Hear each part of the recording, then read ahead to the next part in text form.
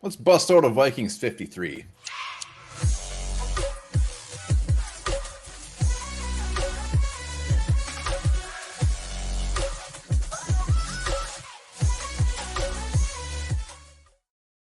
All right, welcome back to the Onebar and Lupagus show. I'm Onebar with Lupagus, and less than a week before we see that 53, so we are going to be breaking out our projections for the 53-man roster.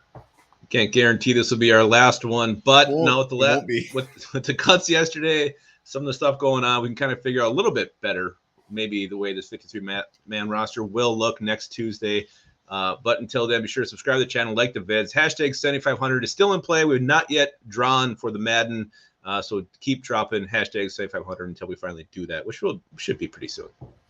Yes, it will, and we'll definitely be doing a 53 after the game on Saturday. But let's just jump into this, and I got to be honest, they're pretty similar. And let's see comments below what you would have done different. Who do you've kept? Who do you've cut?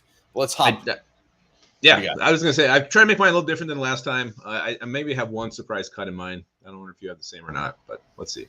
I played it pretty safe, so let's go the offense. Offensive side of the ball, both keeping two quarterbacks.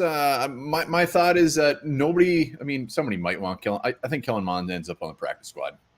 I agree with that. I do not think he makes this roster. I think he'll end up in the practice squad. I don't see anybody putting a claim on him at all. And running backs, we've been very consistent. I don't think this I'd be very shocked if anything changed there. But let's go to wide receiver. We got a little bit of difference. Yeah, I decided to keep 7 this time, which I think there's a chance they might actually do this. I kept 2 young guys, Tristan Jackson and Jalen Naylor. I think the difference is here, you probably don't have BC Johnson. You've not been on the BC train making this team, I think, since day 1. But I think he will. So I have 7, you have 6. Yeah, I just think that BC, he would be our 5th receiver, and there's going to be about 300 BCs available in about a week. So I don't see the point. Let's get the younger guys some reps. BC's not going to see the field. He's not going to want to be here. Mutual parting. I'm pretty sure BC Johnson will take a job wherever he can get it, and he'll get it with the Vikings. I think we might need to make a side bet on that. I don't think BC Johnson's any position to be picky is what I'm saying right now. He's BC Johnson. I know. That's why he's not going to be on the team. Well, I know, but you made it sound like he can, wants to go somewhere I don't know. I think he could be more than a 5 on some teams, specifically the Texans, who you thought Chad Beebe would be the number 3. Well, if Chad Beebe would be the number 3, then BC Johnson would be the number 1. Exactly. Let's go to tight end. Another difference. You got Ben Ellison making the squad. I went with Zachary Davidson. I don't know. You see Ellison with the ones. They talked him up a little bit during the last game. Davidson had that horrible drop against the Niners, and it sounds like his camp has been up and down with drops riddled through it. So I'm just wondering, maybe one more year for Davidson on the practice squad would do him good. So that's why I went Ellison this route.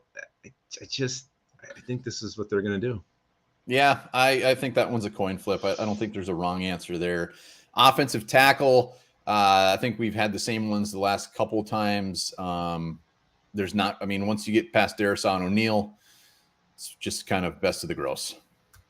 Yeah, and here's the next one. Interior O-line. This is where I got a little bit different. We both see Austin Schlottman now making the team, which we didn't before. He played pretty damn well against the Niners, and I think he will be the backup center on this team. I don't even have Chris Reed making it this time. That is my shocking cut. I almost didn't have him. I think Chris Reed ends up probably starting on the pup. I think he's been injured. He's not. If he gets cut, it's going to be because of that, and he'll be back. So I kept Reed just for the fact that as of now, they're still saying he's day-to-day. But I wouldn't be surprised if they kept the 5. And Schlottman, he didn't just have a good game. He had a fantastic game. He's at a fantastic training camp. So I can't see how they don't keep that dude. Yeah, and I was going to say Sam Hill, Chris Reed. I think it's going to be injury-related if he doesn't make this team. I just don't think the dude's healthy right now. He's missed a lot of camp, missed, I think, every preseason game so far. So Chris Reed, he might, like you said, he might end up on the pup. He might end up in the Hall of Fame. Maybe. Maybe BC Johnson will with the Texans, too. BC Johnson will not be on the 53. Let's go defensively. I didn't like keeping 6 defensive linemen, but I had to. There was no other way around it. I had to do it. Why did you have to keep James Lynch? I just think James Lynch is going to make the team. I think he gives that pass rushing ability, and I want to see what it's selfish reasons, to be honest with you. Because he's a ginger. Because And you also have him. He's got untapped potential. I have Jalen Twyman making it. I think the coaches are talking this guy up. He did look good. I like the way he can get off blocks, fights his way into the backfield. So I wouldn't be surprised. But this one, to me, I could definitely see Adam Whale making it. And McGill has earned it. It doesn't McGill's making it. No, I know, but we've seen guys have great preseasons who still don't make the team. T.Y. McGill's done everything he can do to make this team, and he definitely deserves a spot. So he should make it. But, yeah, I think Adam Whale and Twyman are definitely a coin toss there. Yeah, I think Twyman is practice squad. I mean, they're talking him up. I mean, he's got a great story, great comeback. I think they would talk him up regardless. So I'm not really buying into that. But yeah, I mean, again, flip of a coin. I'm not writing James Lynch off yet, though. He's your BC Johnson to the defense. I think there's a million James Lynches out there. I don't know. Is it? How many gingers is there out there in the world? A lot. We're overtaking the world. Linebacker, I think we got a couple differences too here. The top 5 or 6 are really pretty standard. We both got Troy Dye. I got Janarius Robinson. Again, I think this is probably a coin flip. But the way I see it, even with Automeo, why I got him making it, same with Janarius Robinson. I think you can move those guys around a little bit. You can put their hand in the dirt, move them back. So it gives them a little flexibility. Yeah, Robinson was a guy who was a little up or down last week. I thought he started out good against the Niners and kind of had some bad plays as the game progressed. Luigi Villain, I have him making it this time. Maybe I did last time. He had a good game against the Niners, and a guy I think has had a pretty quiet but a solid camp. So I think they do want to keep one of these undrafted guys, or will keep an undrafted guy. I think it will be Luigi Villain, being a villain to opposing offenses this year. Wow. Yeah, I've had him and McLeod. I wouldn't be surprised either way. Cornerbacks, no surprises here at all. Same old. Yeah.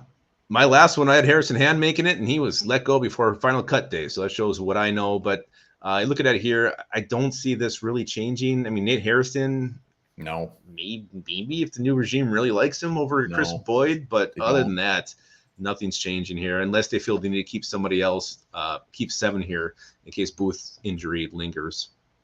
Let it linger. Safeties, I kept the extra defensive lineman. That means I had to say goodbye to Josh Metellus, which somehow, some way, I think Metellus does end up probably making it, but he just didn't fit. I think he does make this team. I'm not a huge fan of keeping 4 safeties, but Josh Metellus, he's a great special teamer. He did make some nice plays last weekend, so he always gets knocked for his coverage, but the nice plays he made was actually in coverage last week. So Josh Metellus, I think he may be one of these guys that the coaches like a lot more than the fans do.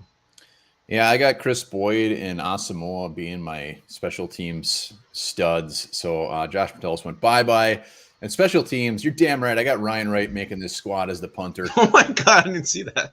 Yep, absolutely. The special teams coach just talking him up so damn much, basically saying it's going to come down to this last game to see who actually is the punter. He was quoted saying that. It might be BS, but he said it, and I'm believing it. And Wright has actually had a very good preseason.